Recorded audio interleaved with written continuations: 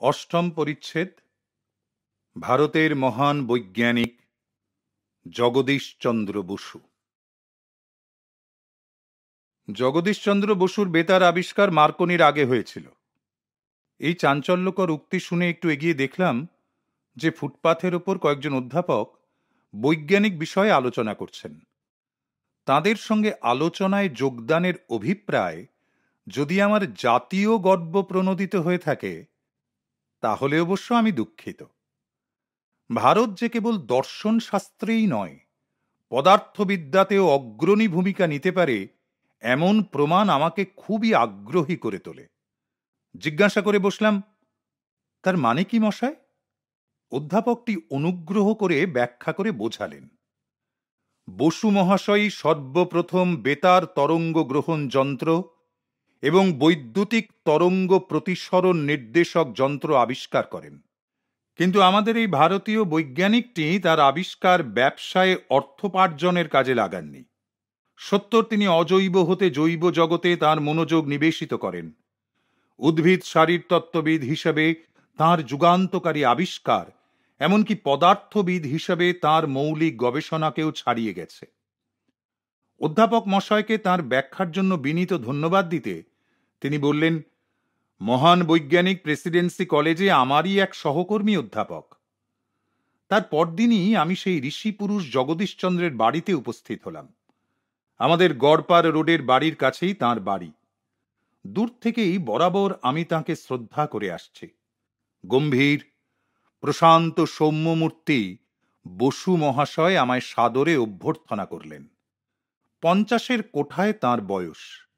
সুন্দর সুঠাম দেহ, ঘন চুল, প্রশস্ত কপাল, চোখ দুটিতে স্বপ্নদ্রষ্টার আবেশময় দৃষ্টি, সুস্পষ্ট কণ্ঠস্বর তাঁর জীবনব্যাপী বৈজ্ঞানিক প্রকৃতিরই পরিচায়ক।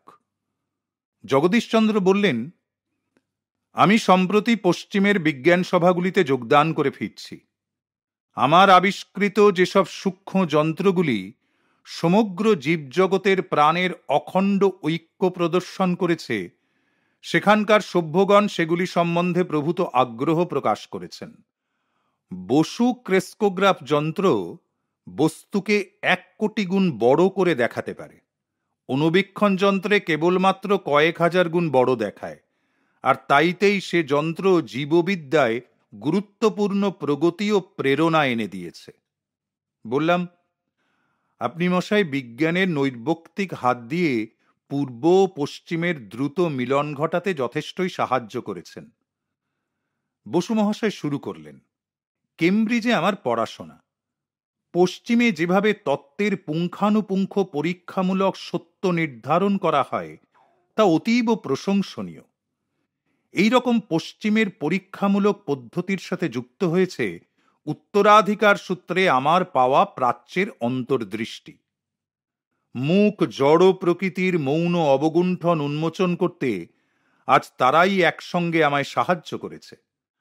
আমার ক্রেস্কোগ্রাফের শতপ্রকাশ লিপিগুলো এমনকি দারুণ সন্দেহবাদীদের কাছেও প্রমাণ করে দিয়েছে যে উদ্ভিদেরও সংবেদনশীল স্নায়ু ব্যবস্থা ও বিচিত্র ভাবাবেগময় জীবন আছে।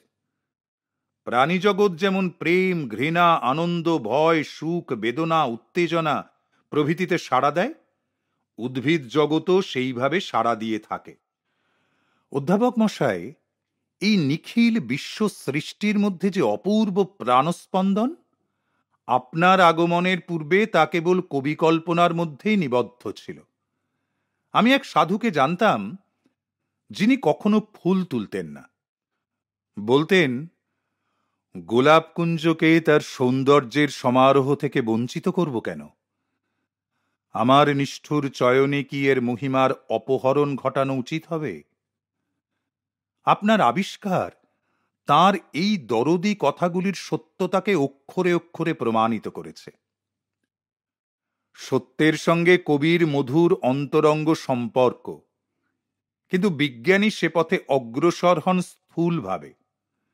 একদিন আমার পরীক্ষাগারে এসে ক্রেস্কোগ্রাফের অবিসম্বাদিত প্রমাণ সব দেখে যেও।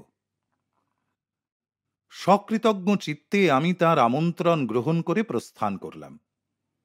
পরে শুনেছিলাম যে উদ্ভিদ তত্ত্ববিদ বসু মহাশয় প্রেসিডেন্সি কলেজ ছেড়ে দিয়ে কলকাতায় একটি গবেষণা কেন্দ্র স্থাপনের পরিকল্পনা গ্রহণ করেছেন। বসু বিজ্ঞান মন্দির প্রতিষ্ঠার সময় আমি উদ্বোধন অনুষ্ঠানে যোগদান করেছিলাম। শত শত উৎসাহী লোক সেই উপলক্ষে মন্দিরে গিয়েছিলেন। নূতন বিজ্ঞান মন্দিরের অপূর্ব কারুকার্য আর তার আধ্যাত্মিক প্রতীকের দর্শনে আমি মোহিত হয়ে গিয়েছিলাম। সম্মুখের প্রবেশ দ্বারে দেখা গেল কোনো এক সুদূর তীর্থক্ষেত্র হতে আনিত বহু শতাব্দীর প্রাচীন এক স্মৃতিচিহ্ন। পদ্মাকৃতি ফোয়ারার পিছনে মশাল হাতে এক খোদিত কল্যাণী মূর্তি, অনির্বাণ জ্ঞানালোকবর্তিকার চিরবাহিকা নারীর প্রতি ভারতীয় শ্রদ্ধার অপূর্ব নিদর্শন। উদ্যানের মধ্যে একটি ক্ষুদ্র মন্দির প্রকৃতির লীলাতীত অরূপের প্রতি উৎসৃষ্ট। বেদিতে কোনো মূর্তির অনুপস্থিতি দেবতার নিরুপাধি ভাবেরই দ্যোতক। আজকের অনুষ্ঠান উপলক্ষে প্রদত্ত জগদীশচন্দ্রের নিম্নলিখিত বাণী শুনে মনে হল যেন ভাবানুপ্রাণিত প্রাচীন কোনো ঋষির মুখ হতে তা নিঃসৃত হয়েছে। আজ এই প্রতিষ্ঠানকে আমি শুধু পরীক্ষাগার রূপেই নয়, প্রকৃত মন্দির রূপে উৎসর্গ করলাম। তার শ্রদ্ধাপ্লুত গম্ভীর বাণী তখন সেই জনপূর্ণ সভাগৃহের উপর এক অদৃশ্য আবরণ বিস্তার করল। আমার গবেষণার কাজ চালাবার সময় আমার অজ্ঞাতসারে আমি পদার্থবিদ্যা ও শারীরবৃত্তের সীমারেখায় উপস্থিত হয়ে পড়ি। বিস্ময়ের সঙ্গে লক্ষ্য করলাম যে ওই সীমারেখা ক্রমশ অদৃশ্য হয়ে যাচ্ছে, আর চেতন ও অচেতন রাজ্যের সংযোগস্থল ধীরে ধীরে প্রকাশ পাচ্ছে। অজৈব পদার্থকে জড় ছাড়া অন্য কিছু ভাবা হয় না। বহু বৈচিত্র্যময় শক্তির ক্রিয়া এতে অপূর্ব শিহরণ জাগিয়ে তোলে। দেখলাম একই রকম প্রক্রিয়াতে ধাতু, উদ্ভিদ, প্রাণী সব একই সাধারণ নিয়মের অধীনে আসে। তারা সকলেই একই রকমের ক্লান্তি আর অবসাদ বোধ করে। একই রকমের তাদের আরোগ্য লাভ ও আনন্দ, শিহরণ অথবা মরণে একই রকমের চিরস্থায়ী স্থির নিষ্পন্দ ভাব দেখা যায়। এই বিরাট সর্বজনীন ঐক্যে বিস্মিত, অভিভূত হয়ে প্রচুর আশার সঙ্গে আমি আমার পরীক্ষার প্রমাণসিদ্ধ ফলগুলি রয়্যাল সোসাইটির গোচরীভূত করি। কিন্তু সেখানে উপস্থিত শারীরতত্ত্ববিদেরা আমায় উপদেশ দিয়ে বলেন যে আমি যেন আমার অনুসন্ধান পদার্থবিদ্যার মধ্যেই সীমাবদ্ধ রাখি, যেখানে আমার সাফল্য সুনিশ্চিত। আমি যেন তাদের সংরক্ষিত ক্ষেত্রে প্রবেশের চেষ্টা না করি। আমি হয়তো অজ্ঞাতসারে একরকমের জাতিভেদের এলাকায় ঢুকে পড়ে বোধহয় তাদের শিষ্টাচার লঙ্ঘন করে ফেলেছিলাম। এতে অজ্ঞাতে একটা ধর্মের গোড়ামি গোছের জিনিসও বর্তমান ছিল, যাতে করে বিশ্বাসের সঙ্গে অজ্ঞতার একটা তালগোল পাকিয়ে যায়। আমরা প্রায়ই ভুলে যাই যিনি চির বিবর্তনশীল সৃষ্টি রহস্যে আমাদের ঘিরে রেখেছেন। তিনি আমাদের অন্তরের মাঝে জিজ্ঞাসা ও উপলব্ধির ইচ্ছাও স্থাপন করেছেন। অন্যের কাছ থেকে বহু দিনের ভ্রান্তির মাধ্যমে জানতে পেরেছিলাম যে বিজ্ঞান তপস্বীর জীবন অন্তহীন সংগ্রামে পরিপূর্ণ। লাভ, ক্ষতি, সাফল্য, ব্যর্থতা একই রকম ভেবে নিয়ে তাদের নিজ জীবন উৎসর্গ করতে হয়। একসময় পৃথিবীর বিশিষ্ট বিজ্ঞান সমিতিগুলি আমার তত্ত্ব আর তার পরীক্ষার ফলগুলিকে স্বীকৃতি জানালেন এবং বিজ্ঞানে ভারতের অবদানের গুরুত্বকেও স্বীকার করে নিলেন। সংকীর্ণ বা সীমাবদ্ধ কোনো কিছু কি ভারতীয় মননকে কোনোদিন সন্তুষ্ট করতে পেরেছে? অবিচ্ছিন্ন প্রাণবন্ত ঐতিহ্য আর পুনরুজ্জীবনের প্রাণশক্তির দৌলতে এই ভারত ভূমি বহু পরিবর্তনের ভিতর দিয়ে পুনর্বিন্যস্ত হয়েছে। আপাত মনোহর আর সাময়িক পুরস্কারের আকর্ষণ দূরে ফেলে রেখে ভারতবাসীরা সর্বদাই জীবনের সর্বোচ্চ আদর্শ উপলব্ধির সন্ধান করেছে, আর তা করেছে নিষ্ক্রিয় ত্যাগে নয়, সক্রিয় সংগ্রামের ভিতর দিয়ে। যে দুর্বল, যে সংগ্রামকে প্রত্যাখ্যান করে কিছুই পায়নি, তার আর ত্যাগ করারও কিছুই থাকে না। চেষ্টার মধ্যে দিয়ে যিনি জয়লাভ করেছেন, তিনি কেবল তাঁর বিজয়লব্ধ অভিজ্ঞতার ফল দান করে জগৎকে সমৃদ্ধ করতে পারেন। জড়বস্তুর প্রতিক্রিয়া এবং উদ্ভিদ জগতের অপ্রত্যাশিত রহস্যোদ্ঘাটনের কাজ যা বসুবিজ্ঞান মন্দিরে ইতিমধ্যেই সম্পন্ন হয়েছে, তা পদার্থবিদ্যায়, শারীরতত্ত্বে, চিকিৎসা, কৃষি, এমনকি মনোবিদ্যার গবেষণা ক্ষেত্রেও বিস্তৃত এলাকা উন্মুক্ত করে দিয়েছে। যেসব সমস্যার সমাধান করা এতদিন অসাধ্য বলেই বিবেচিত হতো, তারাও এখন পরীক্ষামূলক অনুসন্ধানের সীমার মধ্যে এসে পড়েছে। কিন্তু নিশ্চিতভাবে সত্য নির্ণয় ছাড়া তো আর চরম সাফল্য লাভ করা যায় না। কাজেই আমার পরিকল্পিত সূক্ষ্মানুভূতি সম্পন্ন যন্ত্রসমূহের সুদীর্ঘ শ্রেণী আপনার সামনেই বাইরের ঘরে নিজ নিজ আধারে রাখা আছে। তারা বাস্তবতার আপাত প্রতীয়মান ভ্রান্তিজনক সাদৃশ্য হতে অদৃশ্য প্রকৃত সত্তাকে খুঁজে বার করতে আর মানুষের সংকীর্ণ বুদ্ধির সীমা অতিক্রম করতে অবিরাম ধৈর্য, শ্রম আর উপায় উদ্ভাবনের সুদীর্ঘ প্রচেষ্টারই সাক্ষী। সকল সৃজনশীল বিজ্ঞানী জানেন যে আসল পরীক্ষাগার হচ্ছে মন, যেখানে মায়ার অন্তরাল হতে তাঁরা প্রকৃত সত্য বিধিগুলি উদ্ঘাটন করেন। এখানে প্রদত্ত বক্তৃতা কোনো বিষয়ের পূর্ব জ্ঞানের চর্বিত চর্বণ হবে না। তারা ঘোষণা করবে সেই সব নতুন আবিষ্কার যাই মন্দিরে আজ সর্বপ্রথম প্রদর্শিত হবে।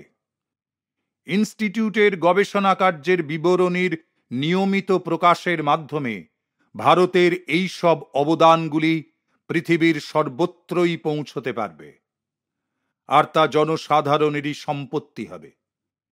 এদের উপর কখনো কোনো পেটেন্ট নেওয়া হবে না।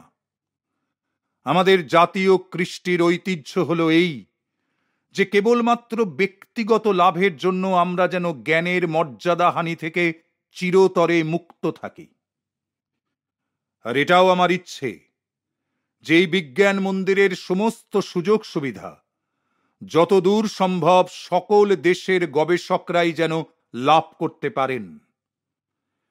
এত দ্বারা আমি আমার দেশের প্রাচীন প্রথারই অনুসরণ করতে চেষ্টা করছি। ২৫০০ বছর আগেও ভারতবর্ষ তার প্রাচীন বিশ্ববিদ্যালয় সকল নালন্দা ও তক্ষশিলায় পৃথিবীর নানা দেশ থেকে আগত বিদ্যার্থীদের সাদর সম্ভাষণ জানিয়েছিল। যদিও বিজ্ঞান প্রাচ্য বা প্রতীচ্য কোনো দেশ বিশেষের নয়, বরং সর্বজনীনতায় তা বিশ্বজনীন, তথাপি ভারতবর্ষ জগৎকে তার বিরাট অবদানের জন্য বিশেষভাবেই উপযুক্ত। ভারতের উজ্জ্বল চিন্তাধারা, যা আপাত বিরোধী ঘটনাবলী থেকে নতুন ধারাকে দৃঢ়রূপে প্রতিষ্ঠা করতে সক্ষম, তা গভীর একাগ্রতার অভ্যাসের কারণে সংযত। এই সংযমী কিন্তু মনে অসীম ধৈর্যের সঙ্গে সত্যানুসন্ধান করার শক্তি যোগায়। জগৎবিখ্যাত বৈজ্ঞানিকের এই শেষ কথাগুলিতে আমার চোখে জল এসে গেল। ধৈর্য কথাটা কি ভারতবর্ষ এই নামের সঙ্গে অঙ্গাঙ্গিভাবে জড়িত নয়, যা মহাকাল ও ঐতিহাসিকদের সমানভাবে বিভ্রান্ত করে? প্রতিষ্ঠা দিবসের কিছুদিন পরেই আমি আবার ওই গবেষণা কেন্দ্র দেখতে গিয়েছিলাম। সুবিখ্যাত উদ্ভিদ তত্ত্ববিদ মহাশয় তাঁর প্রতিশ্রুতি স্মরণ করে তাঁর নিস্তব্ধ পরীক্ষাগারে আমায় নিয়ে গেলেন। তারপর একটা পরীক্ষা শুরু করে বললেন, আমি এই ফার্ন গাছের সঙ্গে আমার ক্রেস্কোগ্রাফ লাগিয়ে দিচ্ছি। এ আকারকে বহুগুণ বাড়িয়ে দেখায়। ওই অনুপাতে যদি শামুকের গতি বাড়িয়ে দেখানো যায়, তবে তাকে এক্সপ্রেস ট্রেনের মতো দৌড়তে দেখা যাবে। পর্দার উপর খুব বড় করে প্রতিফলিত ফার্ন গাছের ছায়ার উপর আমার সাগ্রহ দৃষ্টি আবদ্ধ হল। জীবনের সূক্ষ্ম স্পন্দন এখন বেশ স্পষ্টই দেখতে পাওয়া গেল। আমার মুগ্ধ চোখের সামনে গাছটি অতি ধীরে ধীরে বাড়তে লাগলো। বৈজ্ঞানিক মহাশয় ফার্ন গাছটির ডগার উপর একটি ছোট ধাতুখণ্ড ছুঁয়ে দিলেন। নীরব বৃদ্ধির অঙ্গ সঞ্চালন হঠাৎ বন্ধ হয়ে গেল। দণ্ডটি সরিয়ে নিতেই আবার বৃদ্ধির মুখর ছন্দ শুরু হয়ে গেল। বসু মহাশয় বললেন, দেখলে তো, বাইরের যৎসামান্য বাধা ও সুবেদী কোষগুলির পক্ষে কিরকম ক্ষতিকর। চেয়ে দেখো, এবার আমি ক্লোরোফর্ম প্রয়োগ করব, তারপর তার প্রতিষেধকও দেব। ক্লোরোফর্ম দেওয়ার ফলে গাছের বৃদ্ধি রোধ হয়ে গেল। প্রতিষেধকের ক্রিয়াতে আবার তা পুনরুজ্জীবিত হল। পর্দায় প্রতিফলিত বৃদ্ধির সময়কার স্পন্দনগুলি চলচ্চিত্রের কাহিনীর চেয়েও আমাকে বেশি মুগ্ধ করে রেখেছিল। বসু মহাশয় এক্ষেত্রে সিনেমার খল চরিত্রের মতো ফার্ন গাছটির এক অংশের ভিতর একটা তীক্ষ্ণ যন্ত্র প্রবেশ করিয়ে দিলেন। যন্ত্রণাজনিত আক্ষেপের স্পন্দন দেখা গেল।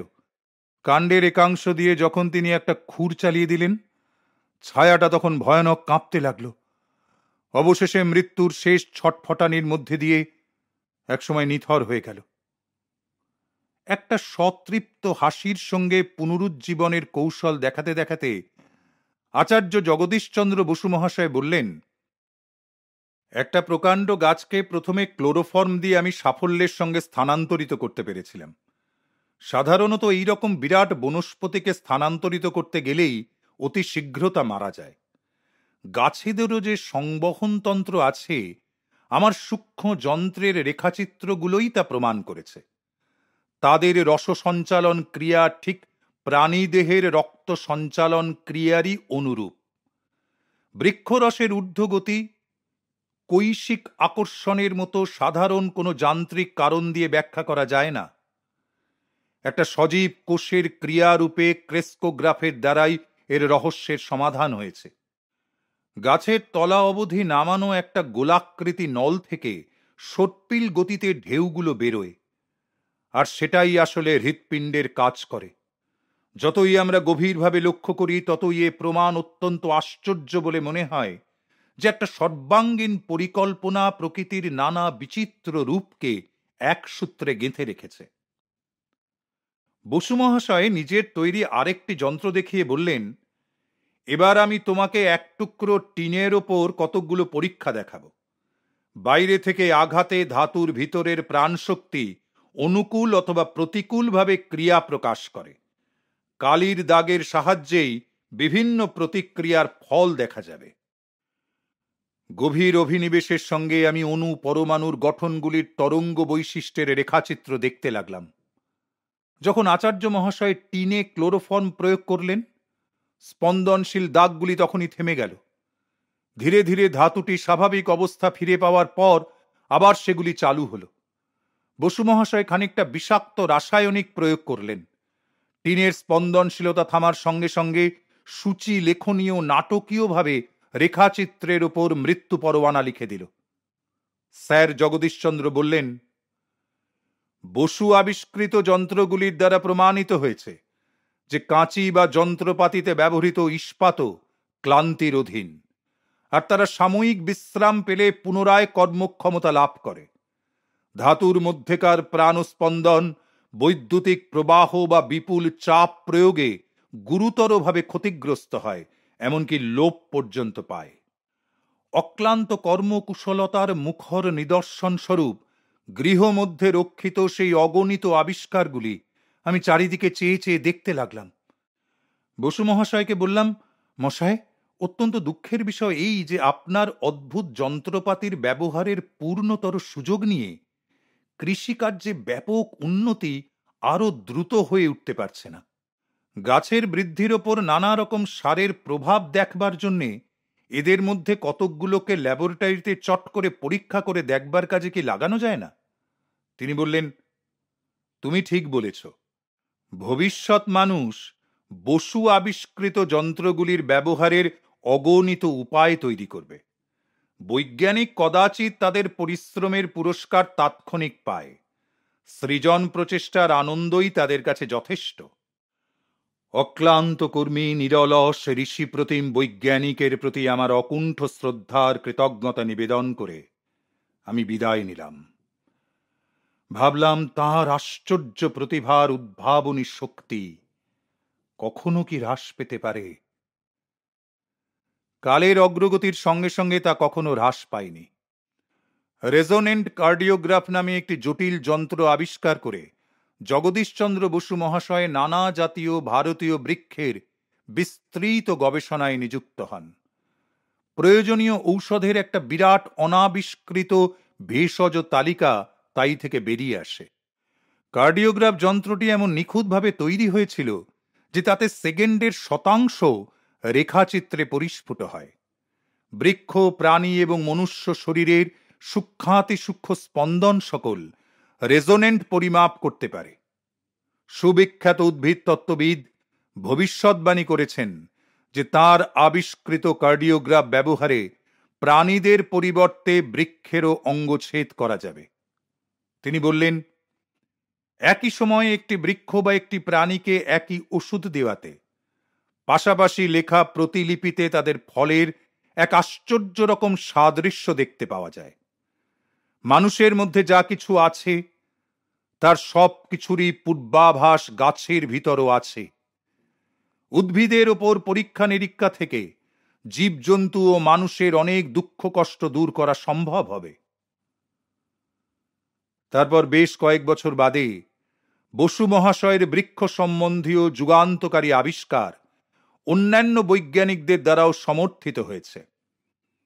1938 সালে কলম্বিয়া বিশ্ববিদ্যালয়ের পরীক্ষার বিবরণ নিউ ইয়র্ক টাইমসে নিম্নলিখিতভাবে প্রকাশিত হয়। গত কয়েক বৎসরের মধ্যে এটা নির্ধারিত হইয়াছে যে যখন তন্ত্রিকা সকল মস্তিষ্ক ও শরীরের অন্যান্য অংশের মধ্যে সংবাদ বহন করে, তখন তাতে ক্ষুদ্র বৈদ্যুতিক প্রবাহ উৎপন্ন হয়। এই সকল প্রবাহ সূক্ষ্ম গ্যালভ্যানোমিটার যন্ত্রে পরিমাপ করা হইয়াছে এবং আধুনিক বিবর্ধনকারী যন্ত্রের সাহায্যে লক্ষ লক্ষ গুণ পরিবর্ধিতও করা হইয়াছে। জীবন্ত প্রাণী অথবা মানব দেহের তন্ত্রিকা তন্তুর মধ্য দিয়া শক্তি প্রবাহ অনুসন্ধান করিবার জন্য আজ পর্যন্ত কোনো সন্তোষজনক প্রণালী উদ্ভাবিত হয় নাই, কারণ এই সকল শক্তি প্রবাহ অত্যন্ত দ্রুত বেগে ধাবিত হয়। ডাক্তার কে.এস. কোল এবং ডাক্তার এইচ.জে. কার্টিস তাঁদের রিপোর্টে প্রকাশ করিয়াছেন যে নিটেলা নামক মিঠা জলের গাছ, যাহা সাধারণত রঙিন মাছের কাঁচের পাত্রে ব্যবহৃত হয়, তাহা একটি তন্ত্রিকা তন্তুর সহিত প্রকৃতপক্ষে অভিন্ন। উপরন্তু তাহারা এও দেখিয়াছেন যে নিটেলার তন্তুগুলি উত্তেজিত হইলে বিদ্যুৎ তরঙ্গ উৎপাদন করে, যাহা একমাত্র গতিভিন্ন প্রাণী ও মানব তন্ত্রিকা তন্তুর সহিত সর্বতোভাবে সমান। গাছের তন্ত্রিকার বিদ্যুৎ প্রবাহ প্রাণীদিগের অপেক্ষা বহু গুণে শ্লথ। এই আবিষ্কার কলম্বিয়া বিশ্ববিদ্যালয়ের গবেষকগণ তন্ত্রিকার বৈদ্যুতিক প্রবাহের ধীর গতিচিত্র তুলিবার উপায় স্বরূপ বলিয়া গ্রহণ করিয়াছেন। জড় ও মনের প্রান্ত রেখায় সুরক্ষিত গূঢ় তথ্যের সংকেতলিপি উদ্ধারে নিটেলা চারা হয়তো রসেটা স্টোন হয়ে উঠতে পারে। কবিগুরু রবীন্দ্রনাথ ঠাকুর ভারতের এই আদর্শবাদী বৈজ্ঞানিকের অন্তরঙ্গ বন্ধু ছিলেন। কবিগুরু নিম্নলিখিত কয়েকটি ছত্র তাঁরই নামে উৎসর্গ করেছেন। হে তপস্বী, ডাকো তুমি সাম মন্ত্রে, জলদ গর্জনে উত্তিষ্ঠত নিবোধত, ডাকো শাস্ত্র অভিমানী জনে পাণ্ডিত্যের পণ্ড তর্ক হতে। সুবৃহৎ বিশ্বতলে ডাকো মূঢ় দাম্ভিকেরে, ডাক দাও তব শিষ্য দলে, একত্রে দাঁড়াক তারা তব হোম হুতাগ্নি ঘিরিয়া। আর বারে ভারত আপনাতে আসুক ফিরিয়া, নিষ্ঠায় শ্রদ্ধায় ধ্যানে বসুক সে অপ্রমত্ত চিতে। লোভহীন দ্বন্দ্বহীন শুদ্ধ শান্ত গুরুর বেদিতে।